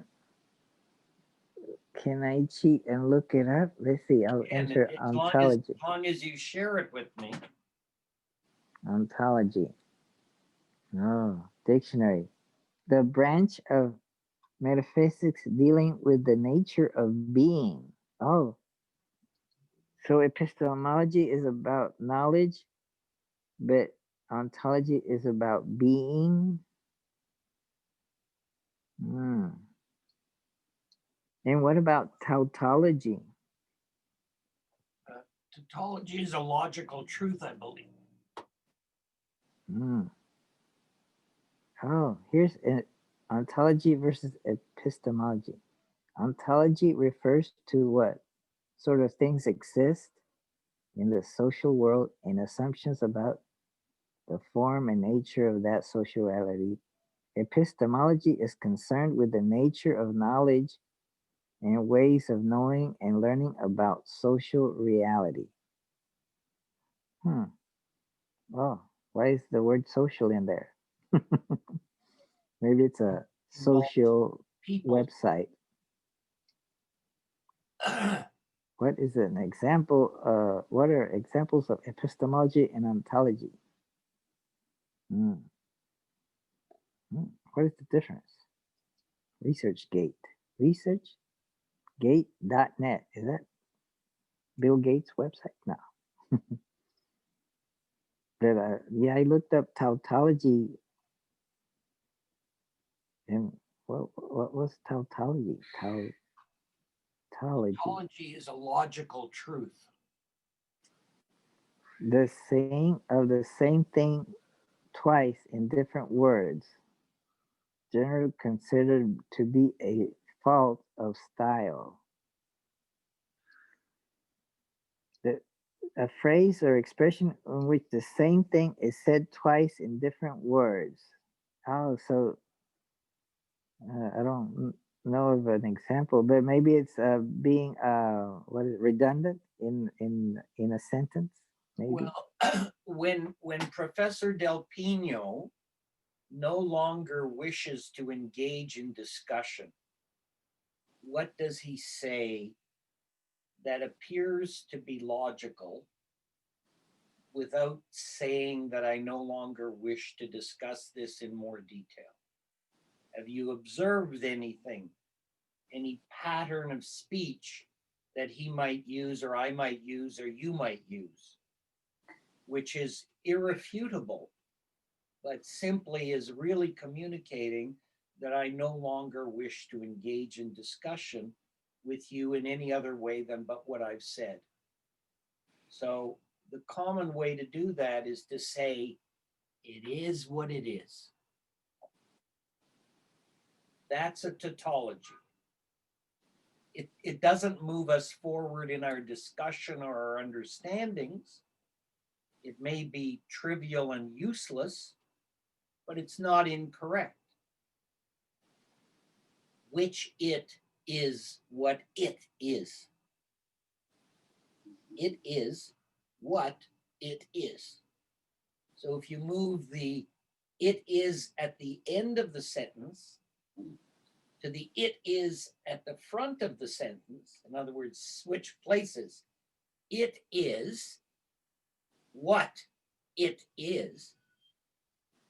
It's not incorrect. It's a mirror image of one another. This is a tautology.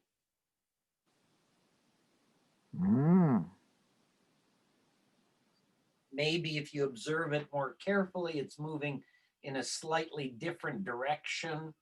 So they're not identical, but they're true. They're identical shapes. So we can agree, to the extent that we have a basic understanding of geometric shapes, that this is a square and this is also a square. That property of placing our pieces on the board are one and the same, and therefore we value them the same. As 2 points. I was looking up it is what it is tautology. And there's a website saying it is what it is and other tautologies. There's an article about it is what it is and others. Like a man's got to do what a man's got to do. Exactly. And it ain't over till it's over. Oh, then the Bible says, I am that I am. Yeah. Oh, ¿qué será, será? Hola. Food is food. A win is a win. No means no. Brexit means Brexit. Boys will be boys. I remember when books were books. I remember when music was music. So basically, when people don't wish to do any more Cartesian analysis or are incapable of more detailed study, for instance, the big five. Well, there's only 5 things. That's all I understand, and 2 of them don't agree with my previously held beliefs about Buddhism. Those are good, and the others are bad. But a Cartesian would look at the subscales of their big 5 and say, wait a minute, the distinctions may be more apparent here, or the subtleties may be more apparent. So we could distinguish, for instance, it is what it is. We could say, well, in this example of it, the it is represented by number 5, and is represented by the number 1. Whereas on the other side of the board, or the other side of the equator, it is represented by the by the 1, and is represented by the 5. So we could, by deconstructing them and looking at the example, we could notice more subtle differences that might not appear to a person who doesn't give it as careful attention or as close attention. But overall, we would tend to say that these are the same thing. Two spaces approaching the center. The center is unique. There's only one.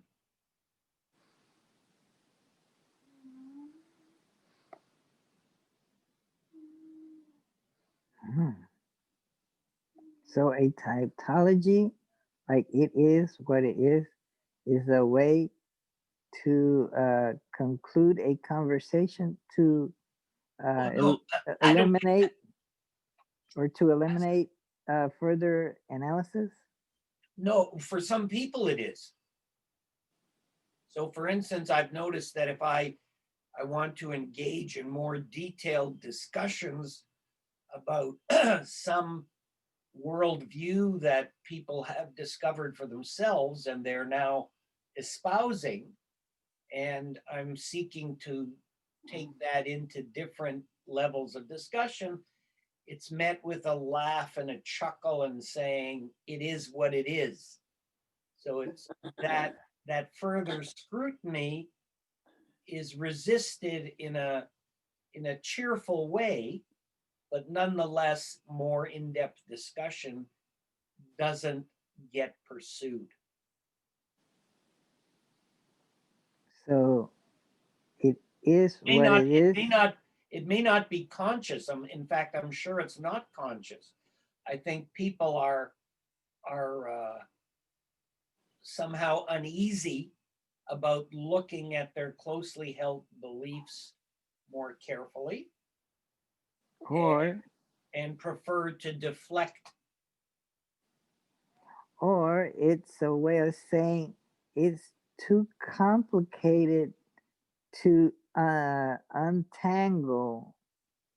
So I'm going to use the disclaimer of it is what it is, so that I don't have to explain it in detail, because if I were made to, I would be at a loss. Well, that's very true. That's cognitive dissonance. And I see that the depth of my analysis is sufficient for most people, especially, people who sit here and listen to me and, or appear to listen to me. They don't really try to understand what I'm saying, and they don't engage with it, but they're happy enough for the company. So I can talk here for an hour, and then when my hour of talking is up, I'll just leave. Nothing further has been elucidated for anyone. Nothing, and I haven't been forced to challenge my beliefs. I don't need to think about whether they're correct. I can continue to live in my own internal solipsistic world. Solipsistic. I'll look it up. Solipsistic.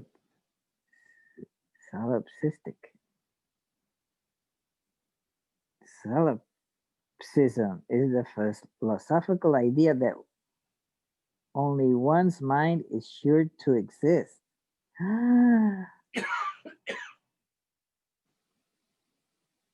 Only one's mind is sure to. That means that your mind doesn't exist, only mine exists. That's the only thing you you can be absolutely sure of. But that doesn't bring us forward to an understanding of reality or playing a Darwin game. Because we can now challenge each other and we can physically observe through our senses whose challenge was successful.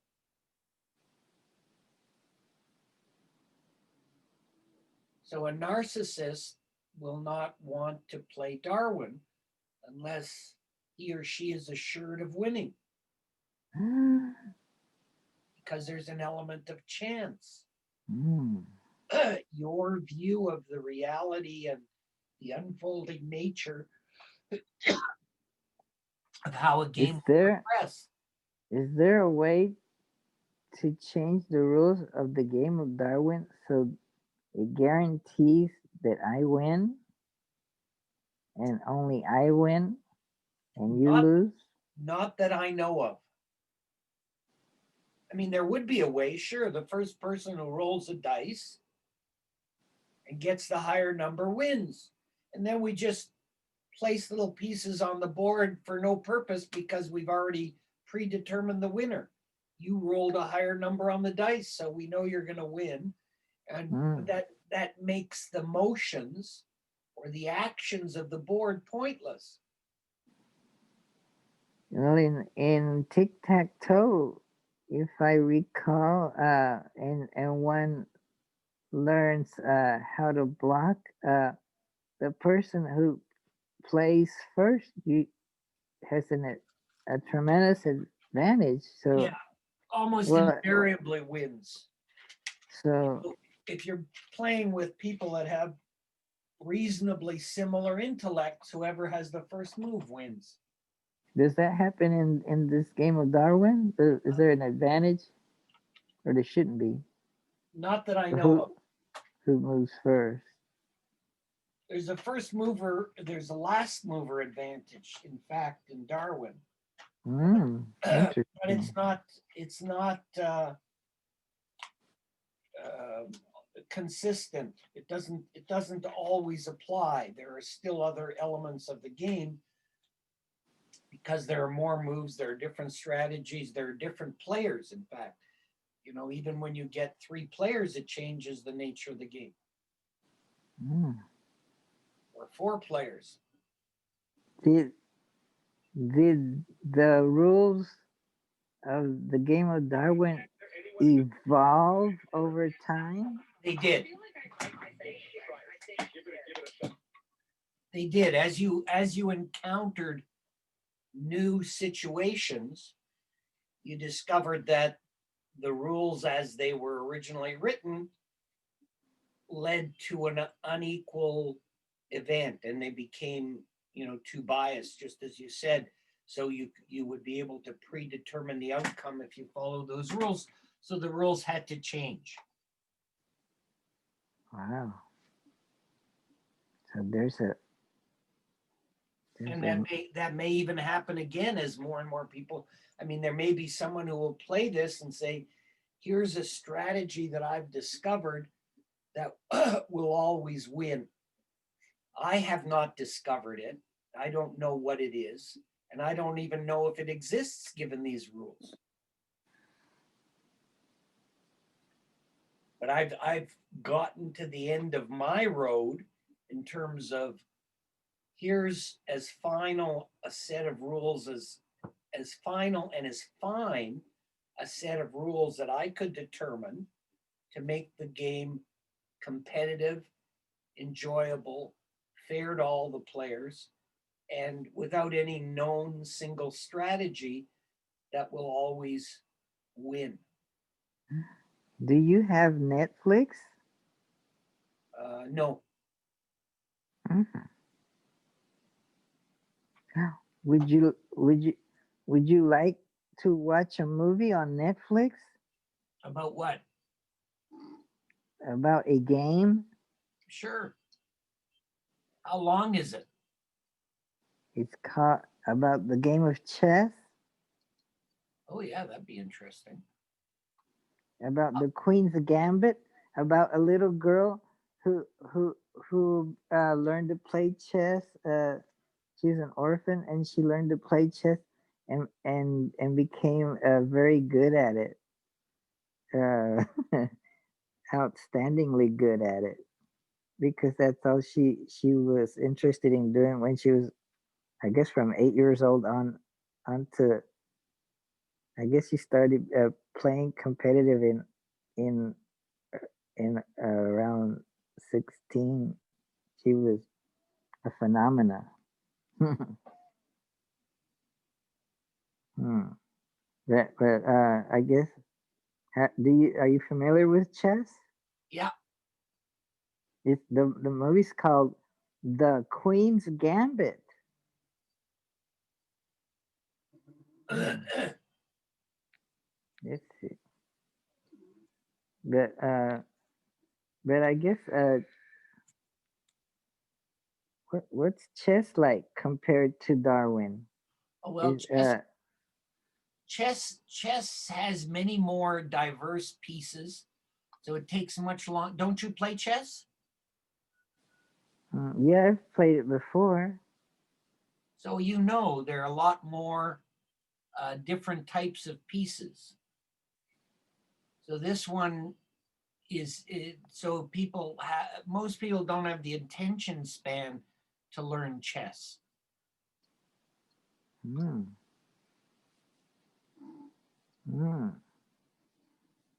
it's very complex. It's like ornate dancing, you might say. So, for instance, people who learn very complicated dances with many different moves and positions and partners, they would once they've learned it, they've made a huge investment of time and effort. So you're going to get a much more rarefied group of people with whom you can do those dances with, because they must have also made that investment in learning the game and then practicing the game.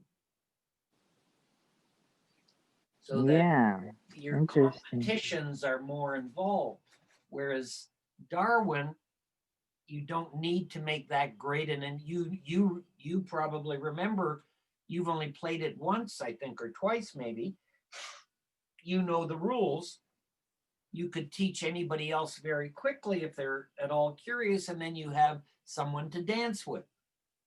But chess, it becomes, have you read this book? Do you know this gambit? But it's been around a long time.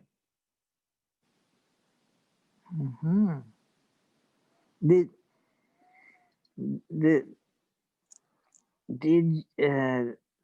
see, what other games are you familiar with besides chess? Checkers, tic-tac-toe, Chinese checkers. There's nine-man Morris. There's all kinds of different games out there. So, what category of game is Darwin compared to those? Is there certain categories? This one is an ancient 21st century game. Ancient 21st century game. It's the first ancient game of the 21st century. Why is it ancient? Well, because if it's in the 21st century. Because it uses Plato's principles. Plato's principles? Ideals? No. Plato, according to what I've read of archaeology, had an inscription above what is thought to be the first university in the Western world. Let none who are unaware of geometry enter here. So Plato felt that anybody who was going to study at his academy had to have an understanding of geometry.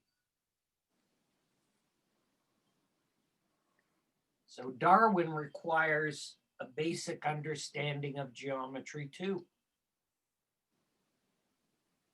A triangle is a shape in geometry. A square is a shape in geometry. A line is an element of geometry.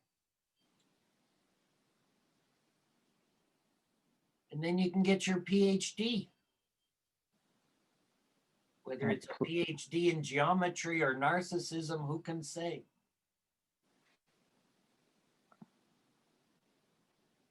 Are there other games similar to Darwin that have similar configurations? Not that I know of. Not that I know of. Maybe there are game boards with holes on the board, and they're set in a matrix, and you stick pins it like guitar pins to hold the strings, but you stick them in and you move them around. Oh, I guess it's kind of like Chinese checkers. Yeah. Maybe that kind of category of game, Darwin, but a lot smaller. And with Chinese checkers doesn't use dice. Yeah, it doesn't add the sixth sense.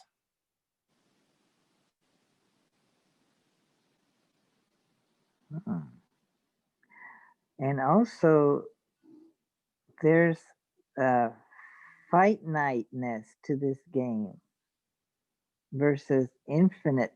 Well, infinite in time, and it's like there may be games that are infinite in time, in that they don't have an end to them. Right. Maybe you could play them and just there's you never have a winner at the end or loser. Well, some people find that unsatisfying. Some people find completion satisfying. Oh, interesting.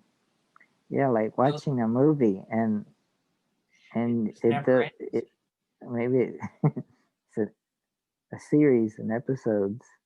Maybe some people, there's a lot of things on Netflix that are series, and some people say, oh, I don't want to watch that because it's a series and you have episodes. But I shared the Netflix my username and password, and you can go watch the Queen's Gambit and more. The Queen's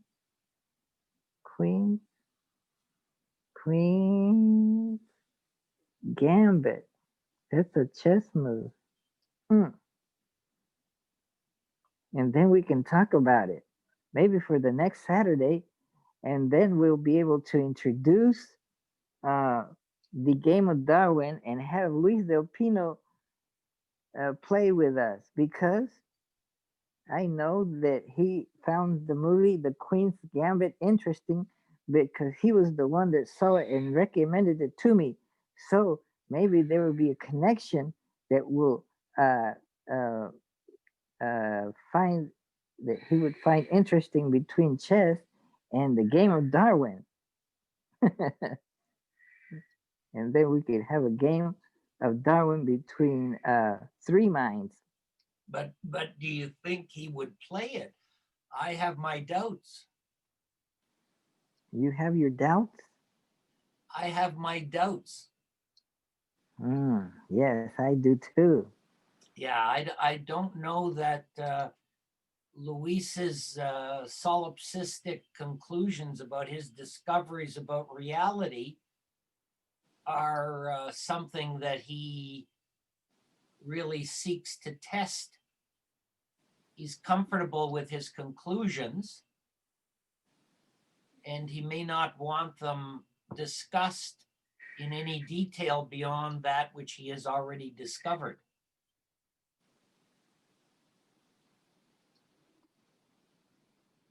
So that's the, that's my assessment of his current belief system. So if one does not want to engage in dialogue about one's beliefs, it's a difficult You know, why are you talking unless you like the sound of your own voice?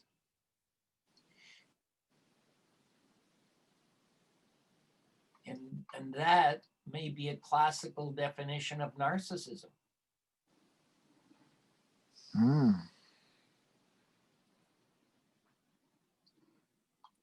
If you're looking for some kind of discussion that leads to common conclusions, agreement, or happy disagreement, where you learn something, then it's worthwhile to engage in that discussion.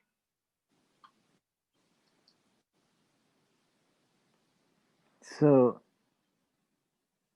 is there a game for philosophers?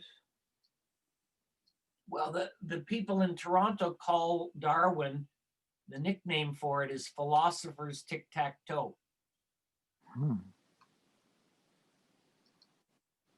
Why is that? Sorry? Why is that? Well, because that's where we played it with other philosophers, and some of them who have studied philosophy much more deeply than I do. Yes? And how did you manage to get them to play it? Oh, we just, after a meeting, we went out and some of them wouldn't play it and some of them did. No. But one guy in particular, I was really shocked. He got very, very excited about it. In fact, he insisted on buying the prototype.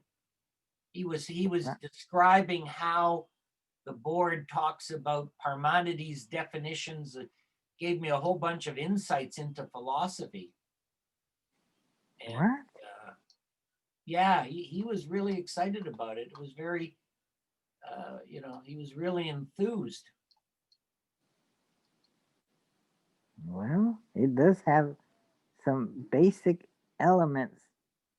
I guess you could call them ideal forms, Plato's ideal forms, like points and lines. Yep. And triangles and squares. Yep. But it doesn't have cubes yet. Well, that gives me an idea. Why not create a three-dimensional board that races to a second level? Make me have a board floating above the main board to create cubes, making it a three-dimensional Darwin game. Yeah, all those things are possible, but the first step is to see if people can play it on one plane. Complicating it before people have understood the basics is like trying to have a discussion where we don't even know what we can agree on are our senses. In my opinion. You can go into deeper and deeper levels of complexity, but people, you lose them. So let's see if it can be played on one plane between two people. Let's start there. So then we have some basic. Then we can add three people. So we have three people who agree what reality is and what the rules are, and if there are strategies for living within those rules, or if there's an ideal strategy in those worlds. But what is the purpose of the dice in the game? To determine the order of play. And that's it? And to introduce the idea of the sixth sense. The sixth sense? Yes. How? Mathematics, arithmetic, numbers. But the argument, the point of view is that mathematics are in fact a sixth sense.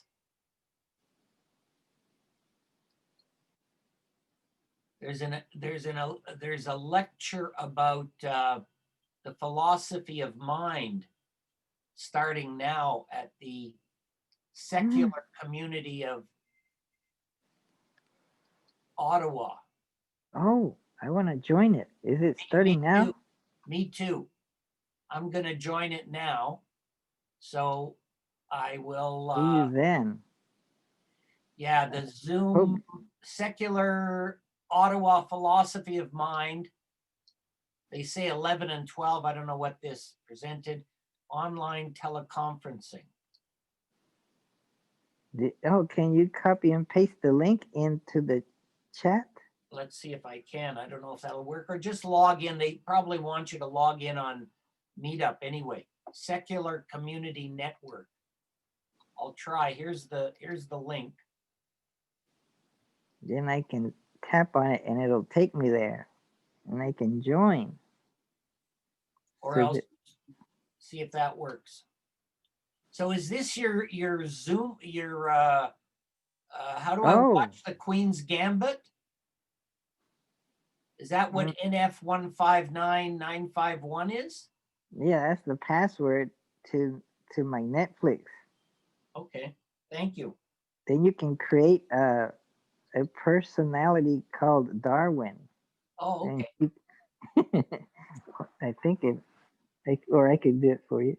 And then, but okay, that if I click on that Zoom link, it'll. Yeah, we should both be there. I'll see you there. We'll tell them we just came from a philosophy meeting in Florida because we heard about their meeting. Okay. Oh, if I do that now, it will kick me out. Yeah, I'm gone.